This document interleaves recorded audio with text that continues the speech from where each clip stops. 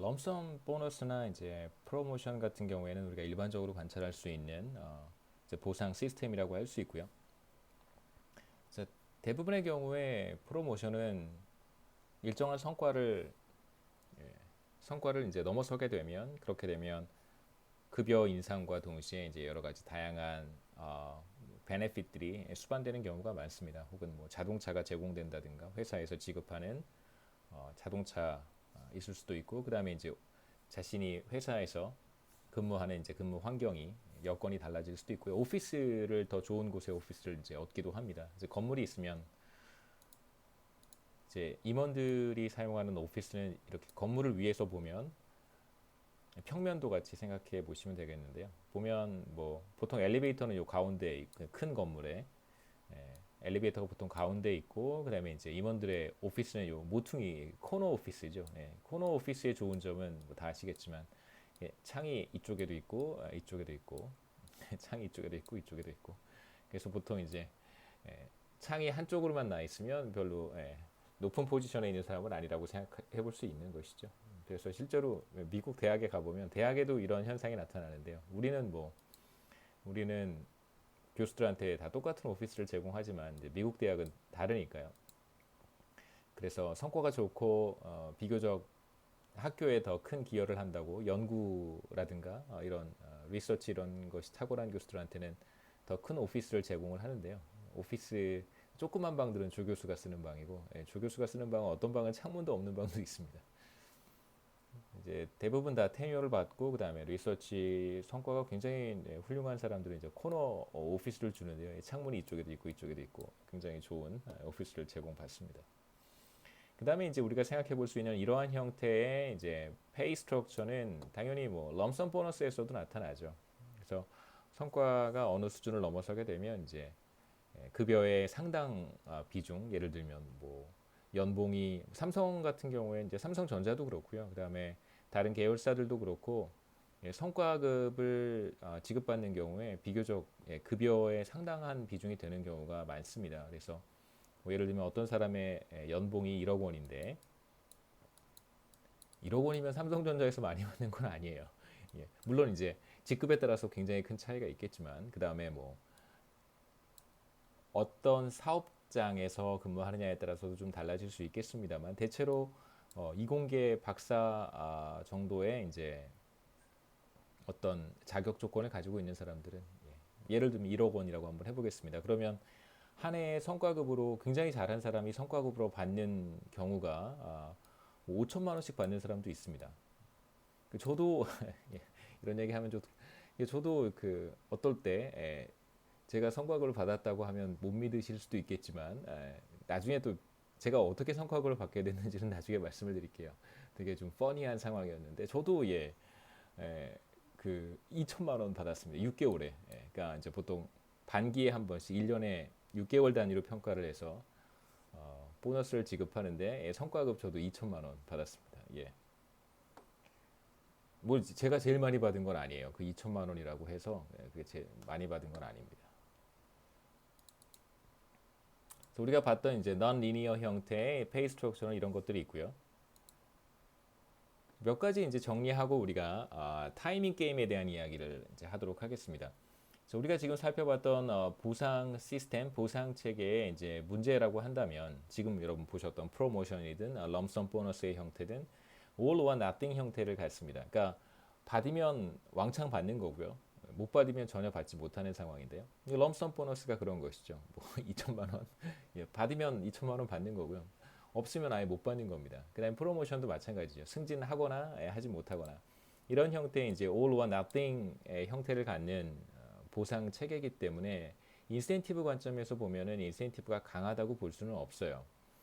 먼저 그 인센티브 인텐시티라고 해서 우리가 리니어한 페이 스트럭처에서는 A 더하기 B, Q라고 표시를 했었는데요.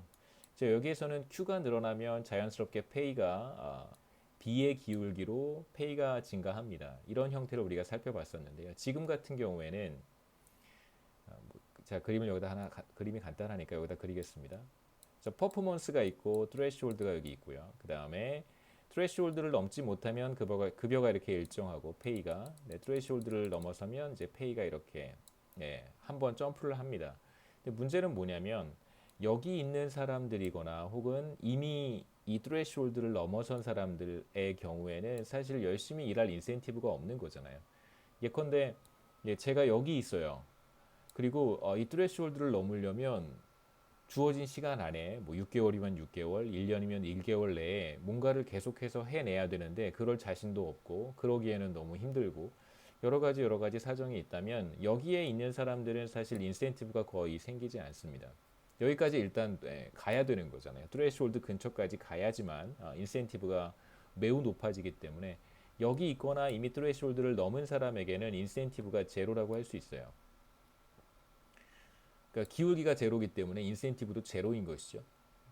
우리가 여기서 보는 형태의 페이 스트럭처는 기울기가 B라고 할 수 있잖아요. 그런데 지금 프로모션이든 럼섬 보너스의 형태든 뭐 특별 상여금이라고 우리가 번역할 수 있겠죠. 이런 형태의 보상 시스템은 기본적으로 여기 있는 사람들과 트레시홀드를 넘은 사람에게 어떠한 인센티브도 물론 이 사람이 인센티브를 제공하지 않는다는 것은 아니지만 비교적 트레시홀드로부터 멀리 떨어져 있다면 인센티브가 매우 약하다고 말할 수 있습니다. 반대로 여기 있는 사람은 이제 트레시홀드에 매우 근접한 사람은 조금만 더 하면 프로모션, 승진의 기회가 올 수도 있고 그 다음에 상당히 큰 금액의 럼섬 보너스를 받을 수도 있습니다. 그렇다면 이 사람에게 인센티브는 매우 강하다고 할 수 있어요. 자, 우리가 기울기가 이러면 좀 완만하고 기울기가 작다고 얘기하고요. 자, 기울기가 만약에 이렇게 되면 기울기는 크다, 가파르다. 비교적 이 경우에 인센티브가 이 경우보다 더 강하다라고 얘기할 수 있겠죠. 지금 여기 상황에서 보면 승진이든 특별 상여금이든 여기 상황에서 보면 기울기가 사실 수직선에 수직선이죠. 그러니까 기울기가 무한대라고 할 수 있어요. 그러니까 트레시홀드에 매우 가깝게 근접한 사람은 인센티브의 강도가 이제 무한대라고 할 수 있습니다. 기울기가 무한대이기 때문에요. 그러니까 인센티브가 어마어마하게 강하다. 이 트레시홀드만 넘으면 이제 승진, 그 다음에 특별 상여금 이런 기회가 이제 오는 것이죠. 그래서 인센티브가 매우 다르게 적용될 수 있다는 것이 지금 우리가 보고 있는 프로모션과 럼섬 보너스 형태의 보상 체계라고 할 수 있어요. 그래서 여기서 간단하게 이제 정리를 했는데요.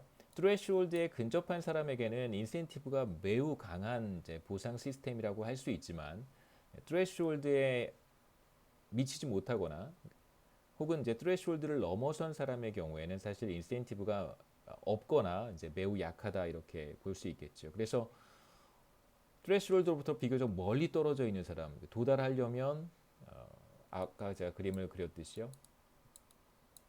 여기에 있는 사람들은 사실 오히려 열심히 일할 인센티브가 없기 때문에 오히려 뭐 근무 태만 이런 현상이 나타날 수도 있겠죠.